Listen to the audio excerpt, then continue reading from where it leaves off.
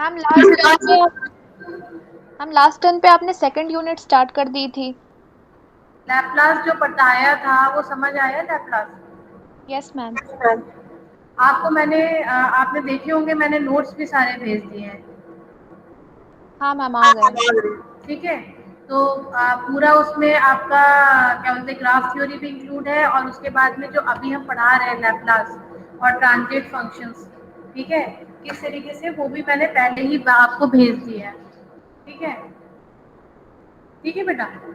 और जो मैंने यस मैम। समराइज वे में आपको बताया था, वो भी हमने आपको भेज दिया है। समराइज वे में अगर आपको इजीली अंडरस्टैंड हो जाएगा, इजीली आप पढ़ सकते हो, इजीली उसको इम्प्लीमेंट कर सकते हो, तो आप उस वे से भी जा सकते हो। तो अभी तक हमने लैपलास में क्या देखा, लैपलास की इक्वेशन क्या होती है वो देख ली, फिर लैपलास के डिफरेंट डिफरेंट, जैसे एक्सपोनेंशियल अगर सीरीज है तो उसके लिए क्या होगा, या अगर सिर्फ हमारे पास में एक यूनिट फंक्शन दे रखा है तो उसमें उसको हम लैपलास में किस तरीके से लिख रहे हैं, कॉस कॉस थीटा को हम किस तरीके से लिख रहे हैं, साइन थीटा को हम किस तरीके, hyperbolic sine theta, cos theta, इन सबको कैसे लिख रहे हैं, तो ये सारी चीज़ें हमने अभी तक रीड की थी। अब हम इसके आगे जो इसकी क्या कह सकते हैं, एक आइडेंटिटीज होती हैं, जैसे डिफरेंशियल में ये किस तरीके से यूज़ हो रहा है, और इंटीग्रेटेड इंटीग्रेशन में ये किस तरीके से यूज़ हो रहा है, कॉन्टिट्यूटिव जो इसकी प्रॉपर्टी होती है उसमें हम इसको कैसे यूज़ करते हैं, स्टेप फंक्शन में हम इसको कैसे यूज़ कर रहे हैं, इम्पल्स फंक्शन में हम इसको कैसे यूज़ कर रहे हैं, तो उसको हम अब स्टडी करें। क्लियर? ठीक है। Yes ma'am. अब देखिए बेटा, आपको दिख रही है स्क्रीन, दिख रही है बेटा, स्क्रीन यस दिख मैम। रही है? देखिए, अभी अभी तक जो मैं एक बार क्विक रिवीजन कर देती हूँ, इससे भी जो हमने पढ़ा था, तो क्विक रिवीजन में हमने ये पढ़ा था कि हम जो कोई भी डिफरेंशियल इक्वेशन होती है, लीनियर डिफरेंशियल इक्वेशन को सॉल्व करने के लिए लाप्लास ट्रांसफॉर्मेशन बहुत इंपॉर्टेंट रोल प्ले करता है। ये क्या करता है, जो हमारी कॉम्प्लेक्स इक्वेशन होती है उसको सिंप्लीफाई कर देता है। ठीक है, क्लियर यहाँ तक?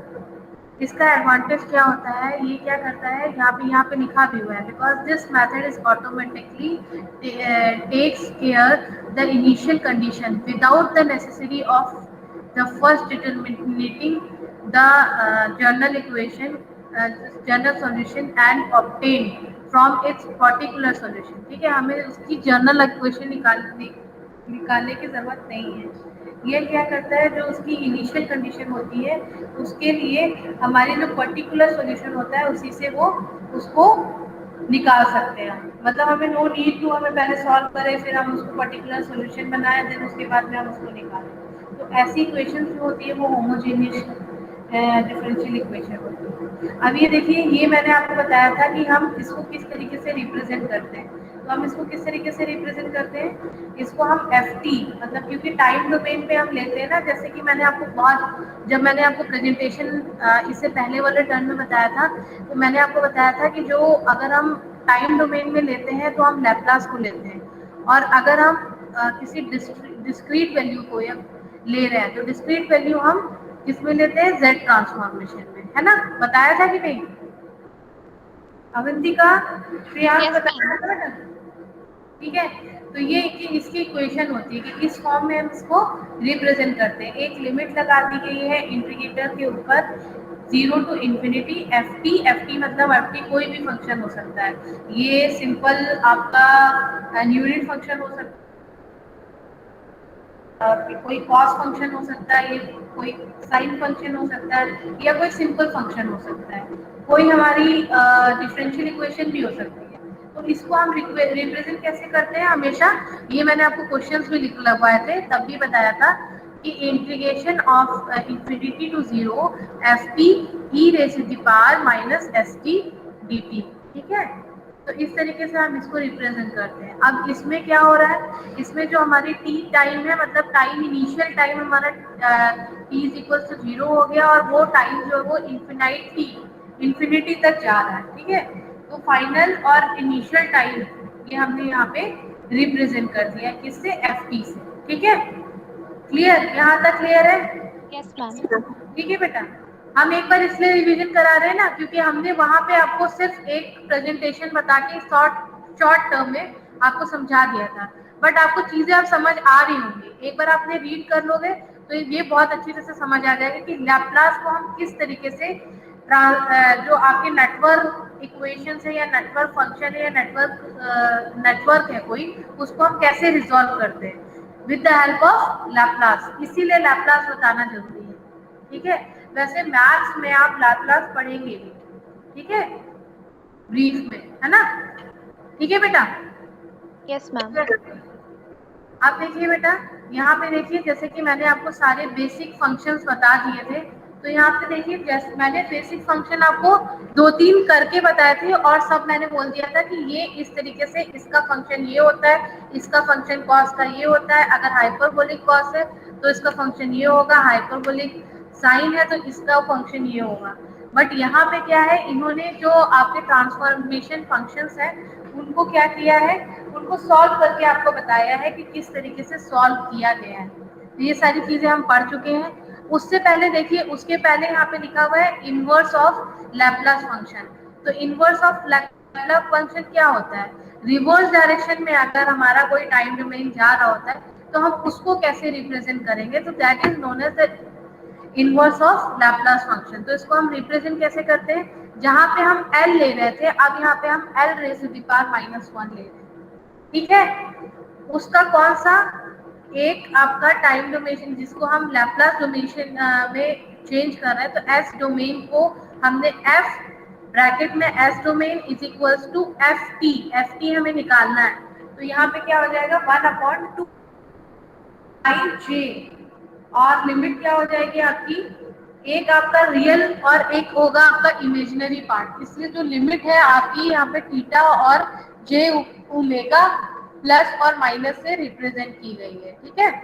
और जो एफ एस और e raise to the power s T d s, ऐसे हम क्या करते हैं, किसी भी लैप्लास इनवर्स लैप्लास फंक्शन को रिप्रेजेंट करते हैं।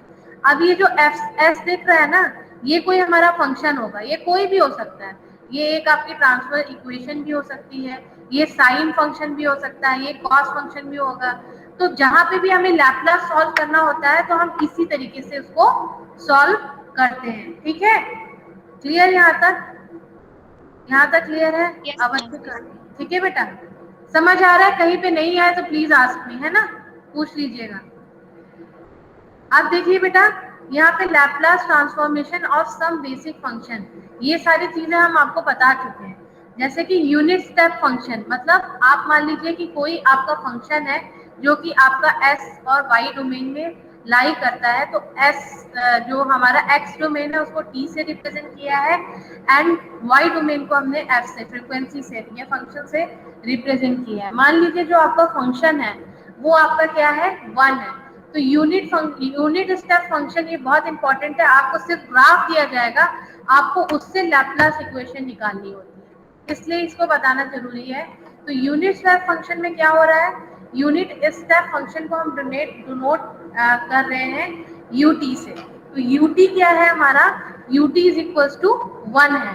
तो मतलब देखिए नीचे हमने ग्राफ बनाया है, तो ये जो आपका कोई स्टेप फंक्शन होगा उसकी जो वैल्यू है वो क्या है, टू 1, या तो वो 1 होगी या तो वो 0 होगी। तो 1 कब होगी, जब जो t है is greater than and equal to 0, and 0 कब होगी, जब t इज स्मॉलर देन 0, ठीक है। तो यहाँ पे ये देखिए बना दिया है। इसको हम सॉल्व कैसे करेंगे, जैसे कि मैंने आपको बताया था लैप्लास इक्वेशन क्या थी हमारी, F S is equals to Laplace of F bracket में T is equals to infinity to 0 F T and e raise to the power minus S T D T. तो बेटा यही इक्वेशन में हमने यहाँ पे इसको पुट कर दिया है। पर अब हम क्या कर रहे हैं, जो हमारा ए टी था, जो हमारा फंक्शन था, उसको हमने क्या ले लिया है, एक एक्सपोनेंशियल फंक्शन में ले लिया है।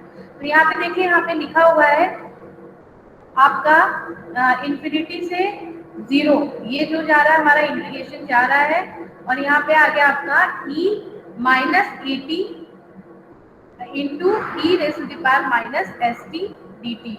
अब इसको क्या कर सकते हैं, इसको हम और सिंप्लीफाई कर सकते हैं, e raise to the power क्या हो जाएगा minus s plus T S plus a bracket में t एंड dt। ठीक है, इस तरीके से हम इसको लिख सकते हैं।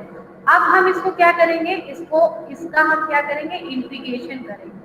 जब हम अगर इसका इंटीग्रेशन करेंगे तो देखिए यहाँ पे इन्होंने इंटीग्रेशन किया है, तो जो हमारी यहाँ पे s प्लस ए वाला जो टर्म था वो आगे आ जाएगा, तो ये क्या हो जाएगा 1/st ब्रैकेट में आपका क्या हो जाएगा e raise to the power minus s plus t।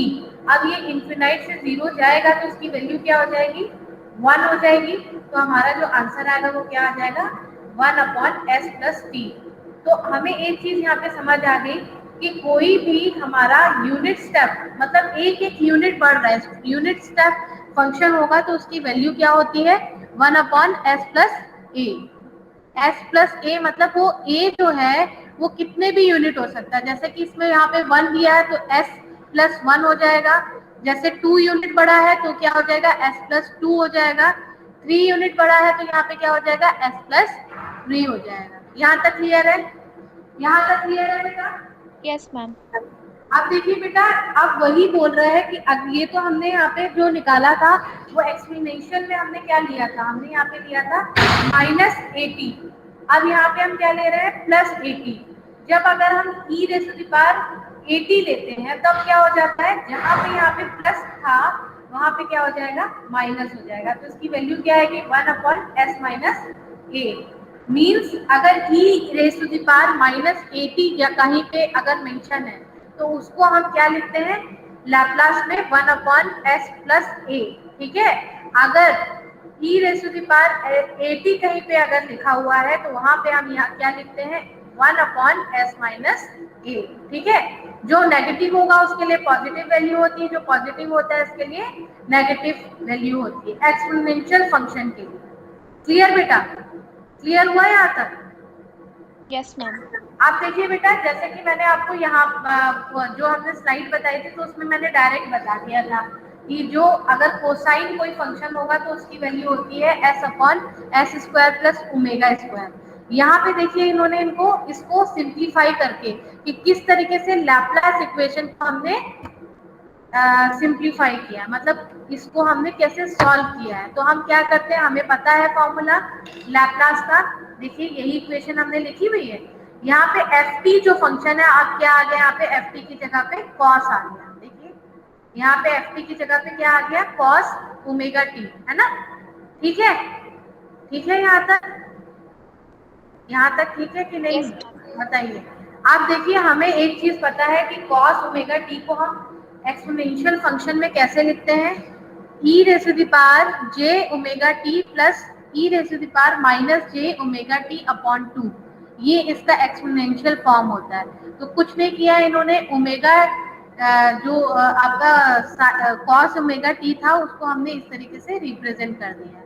अब हमने क्या किया है, इसको e raise to the power minus st को इनटू कर दिया है अंदर। ठीक है, जब हम इसको मल्टीप्लिकेशन करेंगे इसका तो हमारे पास में वैल्यू क्या आएगी, जो हाफ था वो हाफ क्या हो गया बाहर हो गया। अब क्या आएगा इंटीग्रेशन ऑफ आपका infinity to 0 e raise to the power minus s minus J T bracket में t dt plus half integration of infinity to 0 e raise to the power minus s plus J t dt। ठीक है, t dt। ठीक है, अब इसका क्या करना है, हमें इंटीग्रेशन करना है। बहुत इजी है इसका इंटीग्रेशन करना। इंटीग्रेशन आता है ना e raise to the power minus bracket में s माइनस जे टी। अब जो ये वाला टर्म होता है क्या होता है एक्सपोनेंशियल में नीचे हो जाता है, तो वही चीज यहाँ पे लिख दे रहे हैं। आप देखिए इसका हमने इंटीग्रेशन कर दिया, इसका हमने इंटीग्रेशन कर दिया, हमारे पास क्या वैल्यू आई half minus e raise to the power minus s minus J T bracket close t upon s minus J t. अब यहाँ पे क्या है, ये भी माइनस के टर्म में था ना, बस प्लस बीच में लगा हुआ था, तो ये क्या इसकी क्या वैल्यू हो जाएगी minus e raise to the power में माइनस s प्लस जे T bracket close t upon s plus जे टी जे ओमेगा। ठीक है, और इसको हम इंफिनाइट कर देंगे। इसमें कॉमन क्या ले सकते हैं, हम ये ले सकते हैं कॉमन, तो हमने क्या कॉमन ले लिया 1/s minus j omega plus 1/s plus j omega.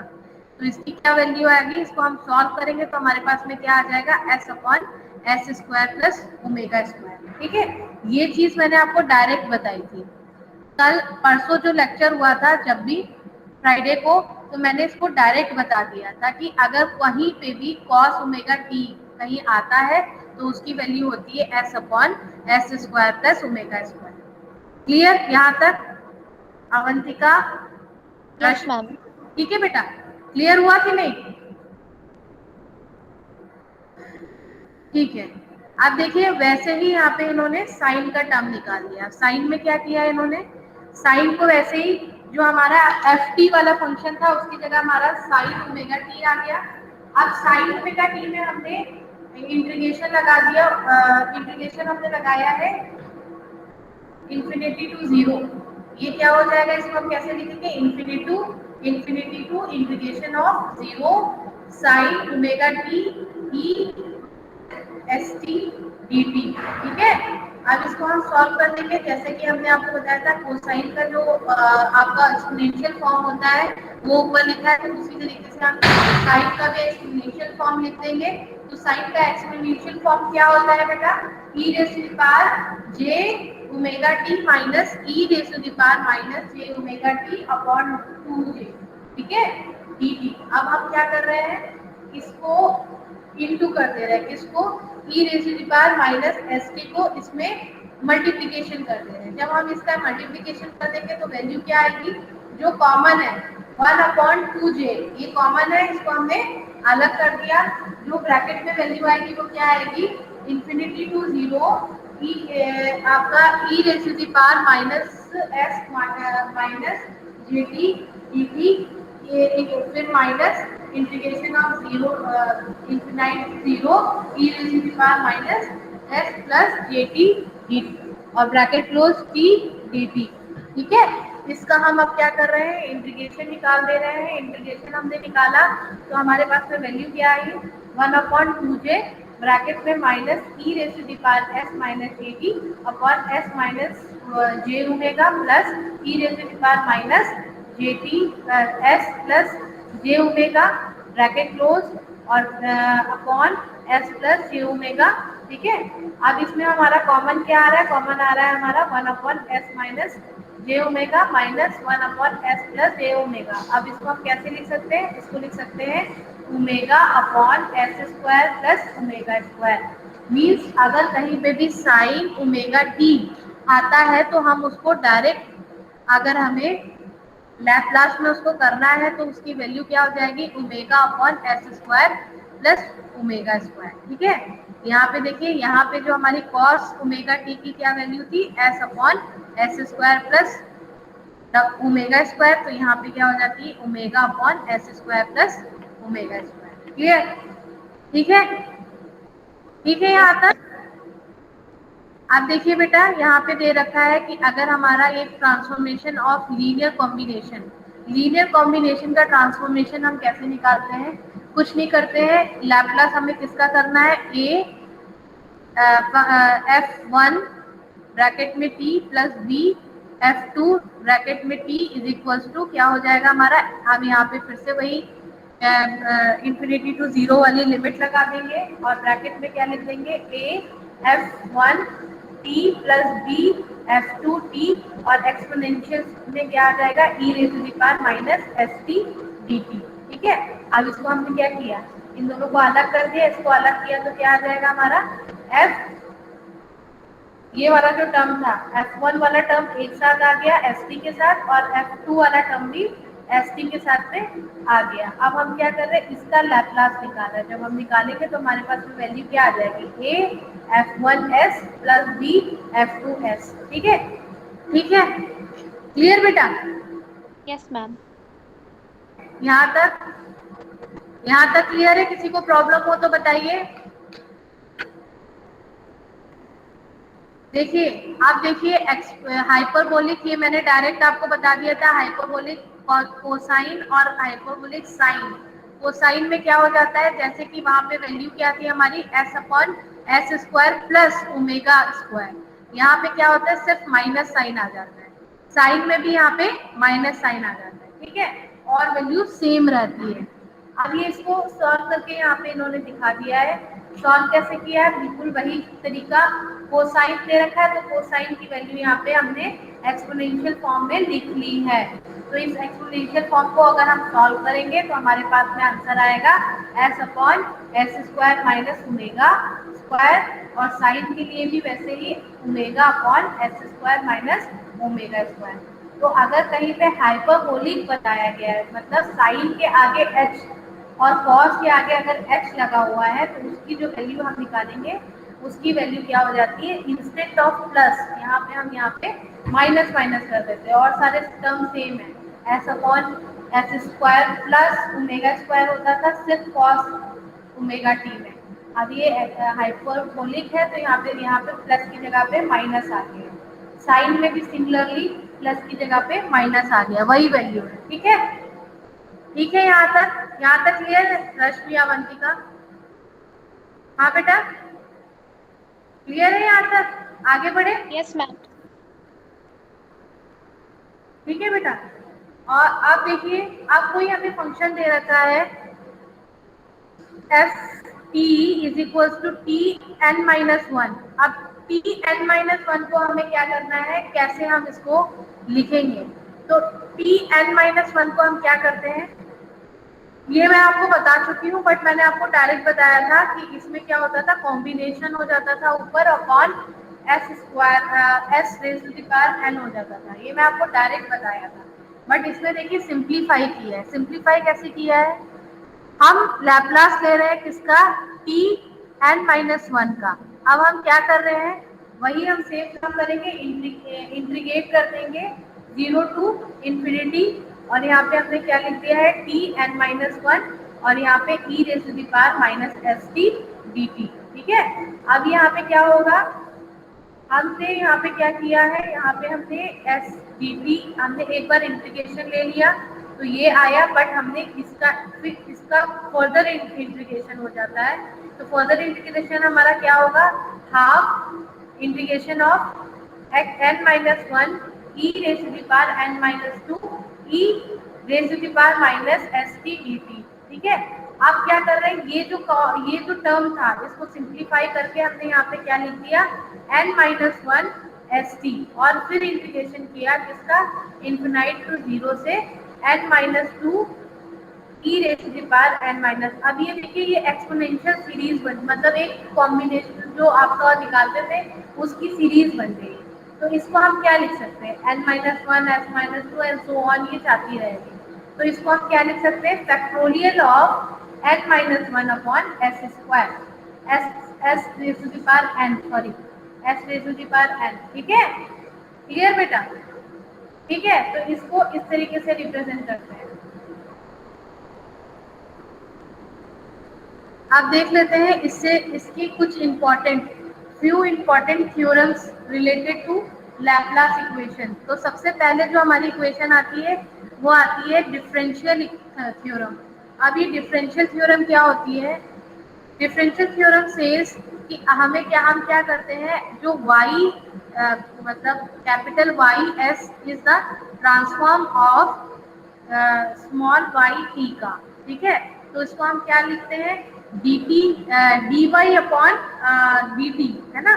तो dy अपॉन dt का मतलब हम ट्रांसफॉर्मेशन निकाल रहे हैं, तो उसकी वैल्यू क्या होती है हमारी, s capital Y s bracket में माइनस y और 0, ठीक है।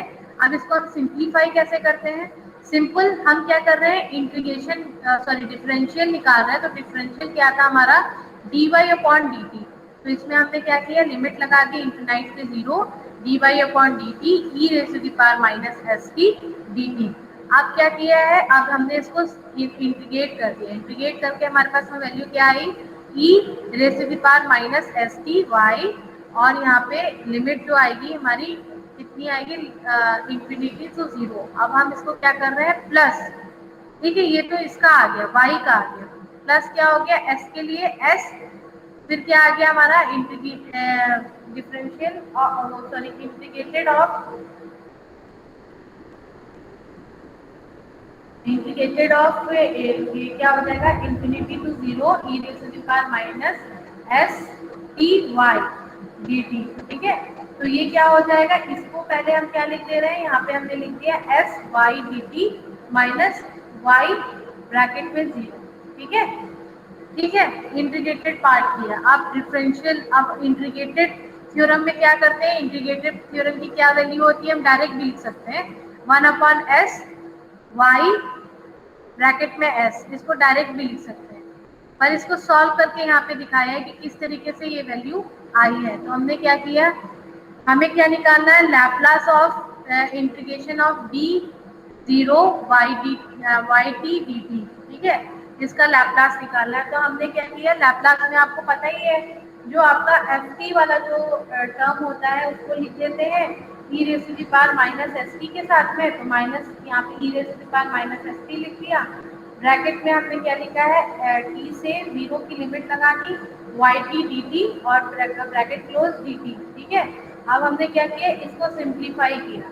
जब हम इसको सिंप्लीफाई करेंगे तो हमारे पास वैल्यू क्या आएगी, ये आ जाएगी integration of T zero Y T D T E raise to the power minus S T upon minus S, ये curly bracket close plus 1/s integration of infinity to zero Y T E raise to the power minus S T D T. ठीक है, ये इसका integration part है, यही इसमें present रहेगा। जैसे उसमें डिफरेंशियल पार्ट प्रेजेंट था, उसी तरीके से इसमें भी इंटीग्रेटिंग पार्ट जो है वो प्रेजेंट रहेगा।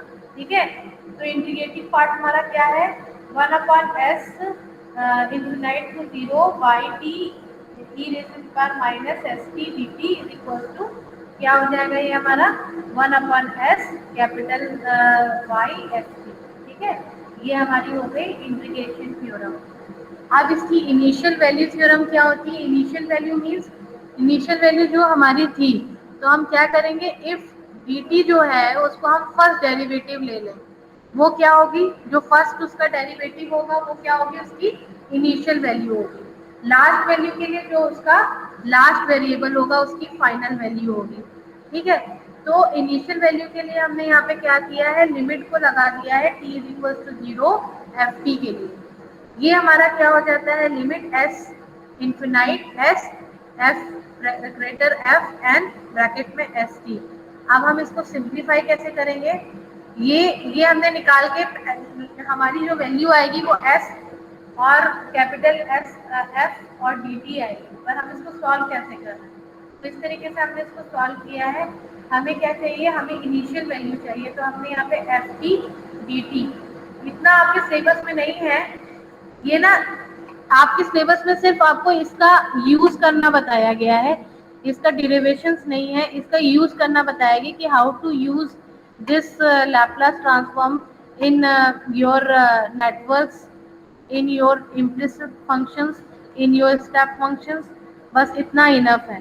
ठीक है, तो आप इसके जितने भी आइडेंटिटीज हैं, जो थ्योरम कह रही है, जो उसका सिंप्लीफाई जो आपका रिजल्ट आ रहा है, सिर्फ आपको उसको रिटेन रखना, उसको याद रखना है।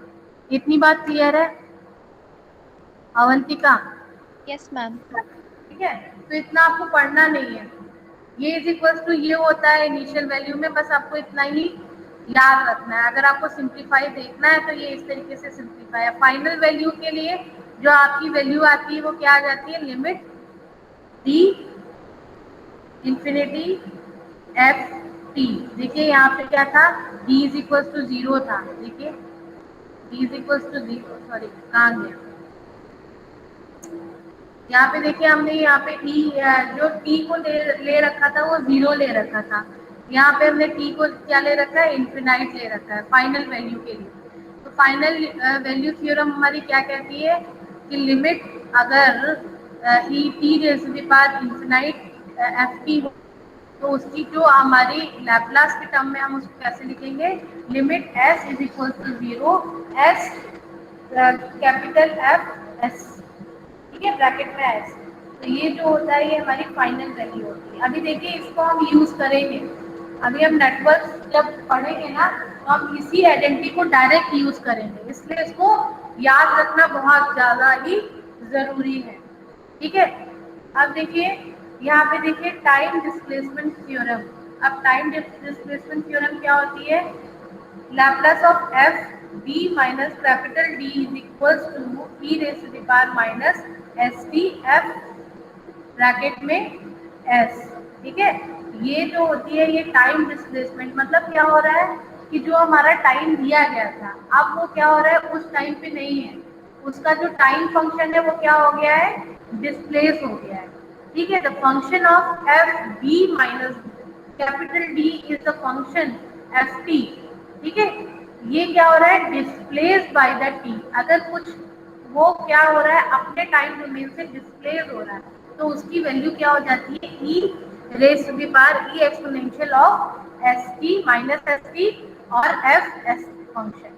ठीक है, अब इसको यहाँ पे इन्होंने प्रूव करके दिखा दिया है।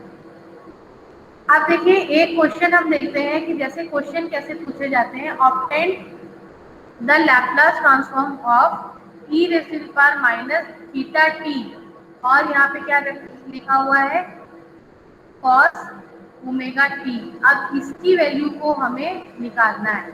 यहाँ पे देखिए, यहाँ पे लिख भी दिया है इन्होंने कि थीटा इज बीइंग अ ए, इसको हम ए भी ले सकते हैं, कोई दिक्कत नहीं है। ठीक है, अब यहाँ पे क्या किया, अब हम इसको रिजॉल्व कैसे करेंगे, सॉल्व कैसे करेंगे, तो इसकी वैल्यू को हम कैसे सॉल्व करेंगे? सिंपल, हमें पता है लैपलास की इक्वेशन क्या होती है, Laplace of F T is equal to, limit लगा दी यहाँ पे infinity to zero, F T E raise to the power minus S T T T. ठीक है, अब ई जो आपका फंक्शन क्या है टाइम वाला, वो क्या है, हम आप इज इक्वल टू देखिए, इन केस जो F T is equal to क्या हो जाएगा, E raise to the power minus theta T cos omega T. ठीक है, अब इसका हमें लाप्लास निकालना है, तो पहले हम क्या कर रहे हैं, पहले हमने यहाँ पे क्या किया,